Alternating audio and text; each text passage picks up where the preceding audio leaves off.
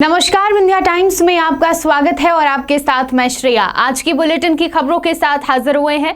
पहली खबर की बात करते हैं। रीवा पुलिस कंट्रोल रूम में आज सीएम हेल्पलाइन की शिकायतों का निराकरण करने के लिए शिविर का आयोजन किया गया। इस दौरान सभी वरिष्ठ अधिकारी कर्मचारी शिविर में उपस्थित होकर जिले भर की अलग अलग थाना क्षेत्र की सीएम हेल्पलाइन की शिकायतों का निराकरण कर रहे थे।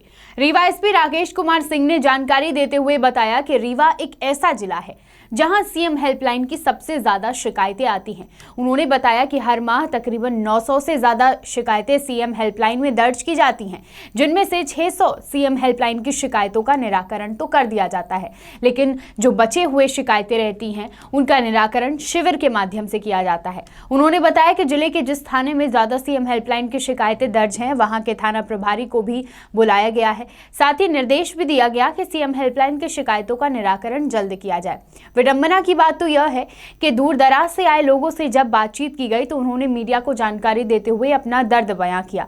उन्होंने बताया कि साल भर से सीएम हेल्पलाइन में शिकायत की गई, लेकिन आज तक कोई निराकरण प्राप्त नहीं हुआ। इतना ही नहीं, जब अधिकारियों से शिकायत के संबंध में चर्चा की जाती है तो उनके द्वारा वहां से भगा दिया जाता है। इस तरह की कई समस्याओं से जूझते हुए लोगों ने सीएम हेल्पलाइन पर अपना निराकरण करवाने पुलिस कंट्रोल रूम पहुंचे, लेकिन अधिकांश लोग निराकरण उचित ढंग से नहीं करवा। सर, आज ये शिविर लगाया गया है, क्या उद्देश्य इसका? कुल कितने मामले पेंडिंग थे और कैसे निराकरण किए जा रहे हैं? दरअसल रीवा एक ऐसा ज़िला है जहाँ सीएम हेल्पलाइन की सबसे अधिक शिकायतें होती हैं और करीब हर महीने 900 शिकायतें आती हैं, जिसमें लगभग 600 शिकायतें हम 6 से 700 शिकायतें हम बंद करा पाते हैं। लेकिन कुछ शिकायतें से फरियादी संतुष्ट नहीं होता है, तो इसके लिए हमने ये ज़रूरी समझा कि एक ज़िला स्तर पे महीने में कम से कम एक बार सभी फरियादियों के हम बुला कर उनको सामने सामने सुन लिया जाए। कई ऐसी भी शिकायतें होती हैं कि आदमी के खिलाफ मुकदमा कायम हुआ, सीएम हेल्पलाइन में शिकायत कर दिया। कई लोग गलत सही चीज़ों का गलत फ़ायदा भी उठाने की कोशिश करते हैं, लेकिन सबसे हम एक बार रूबरू हो ले, सबको जानने। और फरियादियों को कई बार ये पता नहीं रहता है कि उनकी शिकायत का संबंध पुलिस से है कि किसी और विभाग से है, तो उनको समझाना पड़ता है कि भाई इसमें पुलिस के पास मत जाओ, ये इसके लिए कलेक्टर साहब को शिकायत करो, इसके लिए दूसरे विभाग को शिकायत करो। तो इस तरह की चीज़ों को समझाना बुझाना ताकि शिकायतों की को निराकरण हो सके, लोगों को सही तरीके से पता चल सके कि उसकी शिकायत के निराकरण का किस स्थान पर हो सकता है। इसके उद्देश्य से जिला स्तर पर आयोजन कराया गया। सभी उन थाना प्रभारियों को बुलाया गया जहाँ पे इस तरह की शिकायतें ज़्यादा होती हैं। कुछ थानों में शिकायतें कम होती हैं, उनको नहीं डिस्टर्ब किया, लेकिन जहाँ पे शिकायतें ज़्यादा होती हैं उनको बुलाया गया। सबको सुन रहे हैं, जो वहाँ से संतुष्ट नहीं हो रहे हैं वो हमारे पास आ रहे हैं, एडिशनल एसपी साहब के पास जा रहे हैं और हम सबको सुन के उसका निराकरण कर रहे हैं। अभी जिले में कुल कितने पेंडिंग केसेस हैं? अभी हमारे पास 411 शिकायतें सीएम हेल्पलाइन की अलग अलग लेवल पर लंबित हैं। क्या रीवा में ही ज़्यादा शिकायतें होती हैं? नहीं, रीवा में नहीं, इस रीजन में भी शिकायतें हैं। रीवा में 100 ज़्यादा है, बाकी जगह 100-200 कम है, बस अंतर इतना ही है। थानों में सर नहीं हो रहा, निराकरण नहीं हो रही क्या? नहीं, इसमें 2-3 लेवल की शिकायतें हैं ना। मैंने बोला ना कि कई बार सीएम हेल्पलाइन एक ऐसा फोरम है जिस फोरम में आदमी को अपने खुल के शिकायत करने का अवसर मिलता है। बाकी जगह जैसे पुलिस के पास अगर किसी खिलाफ मुकदमा कायम हुआ है तो थाने में नहीं जा सकता, लेकिन सीएम हेल्पलाइन में वो कर सकता है क्योंकि ऑनलाइन शिकायत करनी होती है। तो हमारे लिए ये बड़ा महत्वपूर्ण होता है कि हर चीज़ को तरीके से देख सकें कि भाई कोई गलत आदमी लाभ न उठाए इस मंच का। इसलिए सुनवाई को और पारदर्शी बनाने के उद्देश्य से यहाँ पे बुलाया गया है। पेंशनर एसोसिएशन मध्य प्रदेश जिला शाखा रीवा द्वारा पेंशनर दिवस मनाया गया। इस अवसर पर कई पेंशनर कर्मचारी व अधिकारियों के साथ पूर्व मंत्री व वर्तमान रीवा विधायक राजेंद्र शुक्ला भी उपस्थित हुए। मुख्य अतिथि के रूप में वह वहां पहुंचे थे। पूर्व मंत्री राजेंद्र शुक्ला ने कहा कि पेंशनरों के हित के लिए लगातार काम किया गया है और उन्हें लाभ भी प्रदान किया गया। विधायक ने कहा कि आज 17 दिसंबर को पेंशनर के लिए अहम दिन है। इसी दिन पेंशनरों के लिए सुप्रीम कोर्ट ने यह फैसला दिया था कि पेंशन कर्मचारियों का अधिकार है एवं एक वेतनमान की तरह जो उन्हें सम्मान के साथ मिलना चाहिए। तब से आज तक पेंशनर इस दिन को पेंशनर्स दिवस के रूप में मनाते हैं। राजेंद्र शुक्ला ने कहा कि हमारे देश की परंपरा रही है कि अपने से बड़ों का हमेशा सम्मान करें। पेंशनर हमारे देश की रीढ़ की हड्डी हैं। अलग अलग क्षेत्रों में सेवा करने के बाद जो इनसे सीखने को मिलता है वह हमारे आगे के भविष्य के लिए एक शिक्षा की तरह है। पेंशनर दिवस के अवसर पर आयोजित कार्यक्रम में मैंने आज हिस्सा लिया है और यहाँ पर बड़ी संख्या में पेंशनर समाज के लोग एसोसिएशन से जुड़े हुए हैं, तो उनका अभिनंदन भी हुआ है और साथ ही कुछ उनकी जो समस्या है उसके बारे में चर्चा भी हुई है, जिसको हम ऊपर शासन स्तर पर बात करके क्या बेहतर हो सकता है, क्योंकि पेंशनर के योगदान को कभी भी हम भुला नहीं सकते और आज यदि वो किसी समस्या से जूझ रहे हैं तो उसका समाधान निकालने की हम सबको कोशिश करना चाहिए। हम सबका दायित्व है। हमने इस कार्यक्रम में हिस्सा लेके और उनको उनसे आशीर्वाद दिया, उनको बधाई दी है, उनकी बातों को सुना दिया।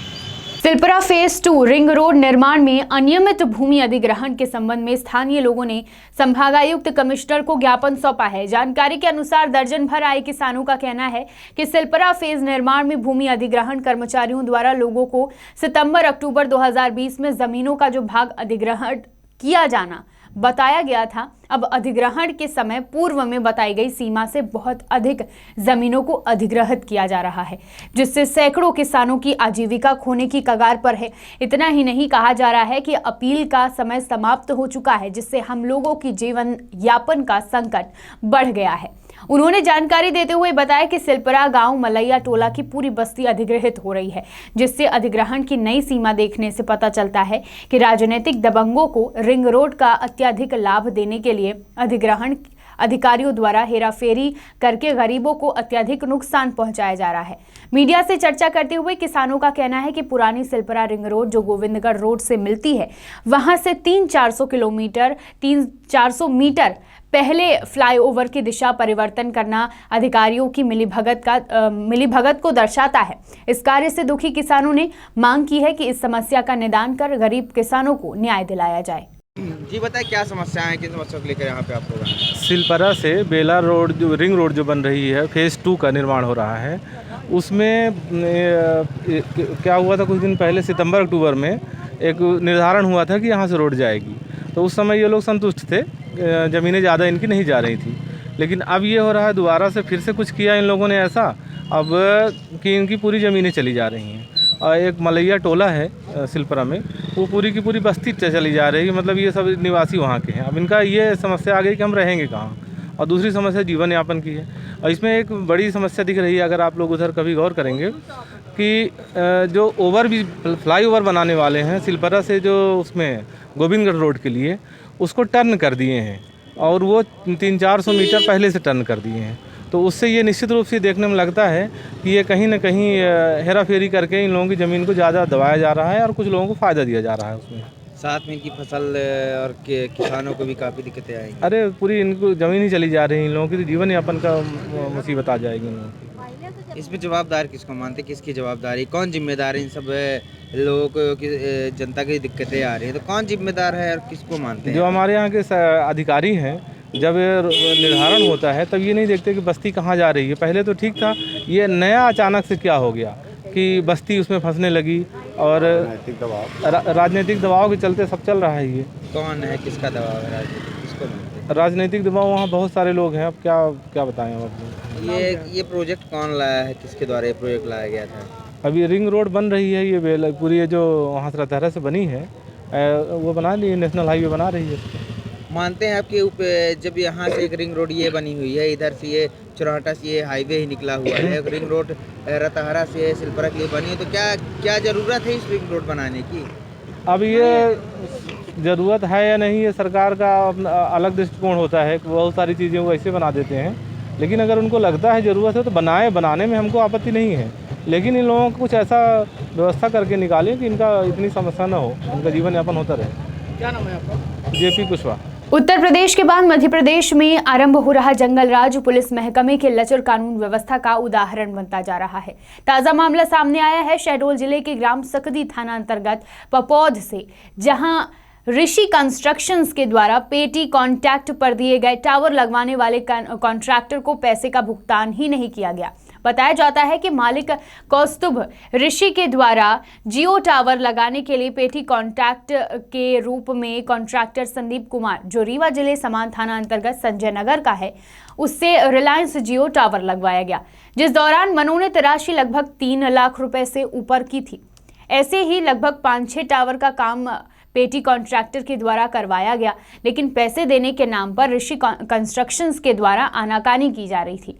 पीड़ित का कहना है कि मामले की शिकायत संबंधित थानों पर दर्ज की गई, लेकिन थाना प्रभारियों द्वारा सिर्फ कार्यवाही का आश्वासन दिया जा रहा है, जबकि आरोपी खुले तौर पर घूम रहा है। प्राप्त जानकारी के अनुसार ऋषि कंस्ट्रक्शंस के ऊपर प्रदेश के अन्य थानों में भी इस तरह के संगीन अपराध दर्ज। मेरा नाम संदीप कुमार मिश्रा है। कहाँ के रहने वाले मैं हैं? रहने वाला हूँ चिरहुला का। क्या घटनाक्रम है बताइए। घटना भैया ये है कि मैंने जियो कंपनी का काम किया और ऋषि कंस्ट्रक्शन फर्म का नाम है और मालिक का नाम है कौस्तुभ ऋषि, उज्जैन का रहने वाला है, सेठी नगर का, थाना उसका माधो नगर। उसने मेरे से काम करवाया।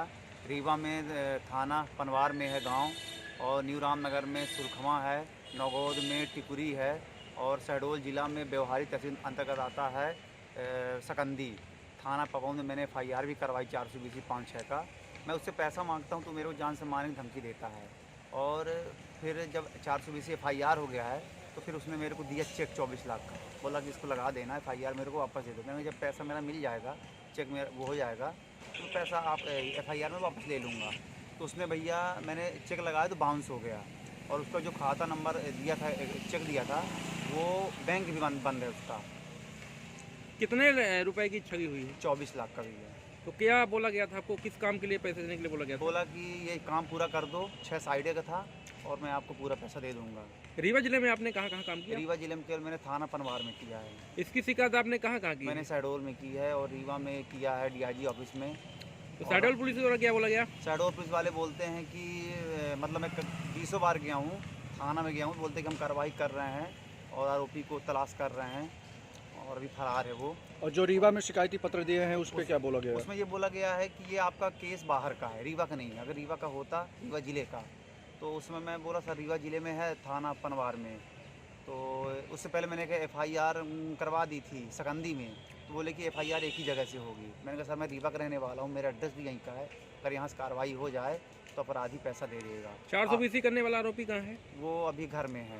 क्या नाम है? उज्जैन में कौस्तुभ ऋषि, उज्जैन का रहने वाला है। उज्जैन का रहने वाला है। क्या मदद चाहते हैं प्रशासन से? क्या मदद चाहते हैं? हम हेल्प ये चाहते हैं कि आरोपी को जल्द से जल्द गिरफ्तार किया जाए और हमारा पैसा दिलवाया जाए, क्योंकि वो हमारे अलावा 3 लोग के ऊपर और भी 420 कर चुका हूँ। किसी के लिए 33 लाख, किसी को 1.5 करोड़, इतना रुपए लेके फरार है। बढ़ते हैं बुलेटिन की अगली खबर की, जो कि उमरिया से है। उमरिया जिला एक आदिवासी बाहुल्य जिला है, जहां पर सर्वाधिक आदिवासी निवास करते हैं, और वहीं इनके जीवन यापन को सही दिशा देने के लिए सरकार हमेशा तत्पर रहती है। चुनाव भी यहीं आदिवासी नेता लड़ते हैं और सांसद, विधायक, मंत्री भी यहीं से चुने जाते हैं। मगर सोचने वाली बात यह है कि इस जिले का आदिवासी सड़क, बिजली और पानी के लिए 70 दशक बीत जाने के बाद भी सरकार की ओर देख रहा है। उमरिया जिले के आदिवासी ब्लॉक व कैबिनेट मंत्री मीना सिंह के विधानसभा क्षेत्र मानपुर के ग्राम पंचायत कठाई में आदिवासी व ग्रामवासी बताते हैं कि हमने आज तक अपने गांव में बिजली नहीं देखी, सड़क कभी नहीं बन पाई और न ही पानी रहा। हमारा जीवन यापन बड़ा कष्ट देने वाला है। हमारे नेता चुनाव के समय आते हैं, वोट लेने के बाद कोई नजर नहीं आता, और यहाँ बिजली के पोल तो लगे हैं मगर बिजली आज तक नहीं आई। आपको बता दें कि उमरिया जिले व उसके आसपास अधिक मात्रा में जंगल होने के कारण कई विकास की योजनाएं गर्त में चली जाती हैं, जिसके कारण विकास कार्य में अवरोध उत्पन्न होता है। मगर 70 के दशक के बाद भी जिम्मेदार अधिकारी व नेता आज भी आवेदन का इंतजार कर रहे हैं। जब हमारे संवाददाता ने जिले के कलेक्टर से बात की तो कलेक्टर ने रटा रटाया जवाब दे दिया, मैं जांच करवा लेता हूं और देखता हूं कि अवरोध कहां पर पैदा हो रहा है, बिजली क्यों नहीं पहुंची। देखना होगा कि कब तक पूरे मामले में कार्यवाही होती है, कब तक जिले के कलेक्टर इस पर तत्परता से काम करते हैं और कब तक में ग्रामीणों को बिजली, पानी, सड़क की व्यवस्था मिलती है। उमरिया से मनु उपाध्याय की रिपोर्ट। मेरा नाम कमलेश बैगा है। मैं करीब 40 किलोमीटर दूर से आया हूँ। एक हमारे गांव जंगल में ग्राम पंचायत कठाई है और हमारा समस्या है बिजली। हमारे गांव में बिजली नहीं लगी है। कब से? बहुत दिन से हमारे यहाँ जब से देश आज़ाद हुआ है तब से हमारे गांव में बिजली नहीं है, और हमारे बाकी के गांव में 1 किलोमीटर दूर से लाइट लगा हुआ है। हमारे गांव में आज तक लाइट नहीं लगा है। पार्क के अंदर लाइट लगा है, और हमारा गांव बहुत दूर है, वहाँ से 6 किलोमीटर दूर पार्क से हमारे गांव में आज तक लाइट नहीं लगी है। और हमने अपने अपने कागज़ जितना था, हमारी समस्या जितना हमको करने आता था उतना हम पूरे कलेक्टर साहब को दिए थे। श्री मीना सिंह विधायक के पास गए थे और विधायक जी से मिलना चाहते थे, फिर भी उसका पीए ने हमको उससे नहीं मिलने दिया और कागज़ ले लिए, बोला कि हम आपका समस्या को समाधान कर देंगे। आज तक हमारे समस्या का समाधान कोई नहीं कर रहा है, न विधायक जी कर रहा है न कलेक्टर जी कर रहा है। अब हम संगठन, ग्राम संगठन हम से आए, हम पूरे हमारे लोग बोले कि आप जाइए और हम आपके सहमत हैं। हमारे पूरे गांव इकट्ठा है और हम संगठन से आए हैं और हमारा आज तक कोई नहीं सुना जा रहा है। तो हम अब श्री मुख्यमंत्री के नाम से हमने कागज़ आवेदन पहुंचाना चाहते हो। मुख्यमंत्री जी ने हमारा यह समस्या का समाधान ज़रूर से ज़रूर करें। जहाँ तक मुझे जानकारी है, इस संदर्भ में मेरे कार्यालय में मेरे व्यक्तिगत सामने कोई भी आवेदन नहीं आया। डोमेस्टिक लाइन बिछाने के लिए सुप्रीम कोर्ट ने बहुत सारे नियम शिथिल किए हुए हैं। जैसा कि कहा जा रहा है कि वहाँ बिजली के खंभे लगे हुए हैं, इसलिए तार बिछाने में किसी को कोई आपत्ति नहीं होना चाहिए। मेरे पास जैसे ही आवेदन आएगा मैं उसकी अनुमति जारी कर दूंगा। मैं विकास कार्यों में कभी भी किसी के भी सहयोग करने के लिए तैयार हूँ, और बिजली तो उनका हक है तो उनको मिलना चाहिए। वन विभाग ने रोड़ा लगाया है, ऐसा अगर कोई उनके पास पत्र हो तो हमें दिखाएं ताकि हम उसको भी रिमूवल कर सकें। बताया कि कटाई पंचायत में अभी तक लाइट नहीं पहुंची है, तो इसके बारे में जांच करवाते हैं कि क्या कारण है कि वहां लाइट नहीं पहुंच पाई। क्या फंड्स की कमी है या फॉरेस्ट की कोई बाधा है। जो भी समस्या है उसका निराकरण किया जाएगा। सर, और भी कई शासकीय योजनाओं का लाभ उन्हें नहीं मिल पा रहा। उनका कहना सरपंच सेक्रेटरी के पास जाते हैं लेकिन उनके द्वारा उन्हें लाभ नहीं दिया जाता। ऐसी कौन सी योजनाएं हैं जिनका लाभ नहीं मिल रहा है, क्योंकि मेरी जानकारी में ग्राम पंचायत को सभी योजनाओं के लिए पर्याप्त टारगेट और पर्याप्त धनराशि उपलब्ध कराई जाती है, और ग्राम पंचायत को सभी योजनाओं का लाभ ग्रामवासियों को पहुंचाना सुनिश्चित करना है। सर, पीएम आवास हो गया और विकलांग आवास का प्रमाण पत्र नहीं बना। पीएम आवास योजना का सर्वे 2011 का हुआ था, जिसे SECC सर्वे कहते हैं, और उसके अधिकांश हितग्राहियों को लाभ पहुंचाया जा चुका है। यदि 2011 के सर्वे में कटाई पंचायत के लोग छूट गए थे तो इसको दिखवाते हैं कि किसकी गलती से ऐसा हुआ। बात करते हैं बुलेटिन की आखिरी खबर की। शहडोल जिले के जनपद पंचायत बुढ़ार अंतर्गत जैतपुर तहसील के ग्राम अतरौठी, कछार, नवा टोला समेत अन्य कई ऐसे गांव हैं जहां आज तक बिजली नहीं पहुंची। ऐसे कई गांव आज भी हैं जो आज़ादी के 73 साल बीत जाने के बाद भी बिजली की रोशनी को तरस रहे हैं। गांव में बिजली नहीं होने से विकास से कोसों दूर है। खेती किसानी के साथ साथ ग्रामीणों के बच्चों को शिक्षा नहीं मिल पा रही है। बिजली नहीं मिलने से कई तरह की परेशानियों का सामना करना पड़ रहा है, जिसको लेकर ग्रामीण कई बार जिला प्रशासन को लिखित शिकायत कर चुके हैं। इसके बावजूद आज तक उन गांवों में बिजली नहीं पहुंची। इस बात से नाराज ग्रामीण लालटेन व चिमनी लेकर आज कलेक्ट्रेट कार्यालय पहुंच बिजली नहीं पहुंचने के विरोध में कलेक्ट्रेट कार्यालय का घेराव कर सोशल डिस्टेंसिंग का पालन करते हुए विरोध किया। साथ ही उन्होंने आरोप लगाया है कि चुनाव के पहले विधायक मनीषा सिंह ने वादा किया था चुनाव जीतते ही वह प्राथमिकता से पहले बिजली लगवाएंगी, लेकिन आज तक वो दोबारा गाँव में नहीं आए। इस पर ज्ञापन लेने पहुंचे डिप्टी कलेक्टर दिलीप पांडे का कहना है कि सौभाग्य योजना के तहत ग्रामीणों की मांग को प्रशासन स्तर पर भेज दिया गया है। स्वीकृति मिलने के बाद इस पर कार्यवाही शुरू कर दी जाएगी। अब सबसे बड़ा सवाल और देखने योग्य चीज यही है कि इन ग्रामीणों को बिजली कब तक मिलती है। शहडोल से पंकज राव की रिपोर्ट। बिजली की मांग को लेकर के धरना प्रदर्शन पे बैठे हैं, क्या है इनकी मांग है और अभी तक इनसे क्या कर? यहाँ पर सतीश राय जी जैतपुर चौकी से आए हैं। झीक बुचरी और 2-3 गाँव हैं, अतरौटी, कछार। वहाँ विद्युत की समस्या है, मतलब विद्युत वहाँ पर नहीं पहुँची है। तो जैसा कि आपको विदित है कि शासन के द्वारा सौभाग्य योजना के तहत जो है ऐसे ग्राम जहाँ पर विद्युतीकरण का कार्य नहीं हुआ है उसको प्राथमिकता के आधार पर लिया जा रहा है। और आप ये भी अच्छी तरह समझते हो कि अगर किसी भी काम को लिया जाना है तो उसके पूरे एस्टीमेट बना के ऊपर भेजना है, फिर उसके बाद वहाँ सैंक्शन होना। हमारी DMPB से बात हो गई है और उनके द्वारा उन्होंने मुझे लिखित में भी सूचित किया गया है। पहले भी आए थे तो तत्संबंध में मैंने उनको इसके लिए बारे में बताया था। कलेक्टर साहब ने बुला के उनसे समीक्षा की थी तो उन्होंने बताया सर इसका प्रस्ताव मैंने शासन को भेज दिया है। जैसे स्वीकृति आएगी इनके गाँव को सब स्वीकृति के लिए कई गाँव भेजे हैं, लेकिन जैसे आएगी सबसे पहले इन्हीं के गाँव को लेकर काम की कार्रवाई करेंगे।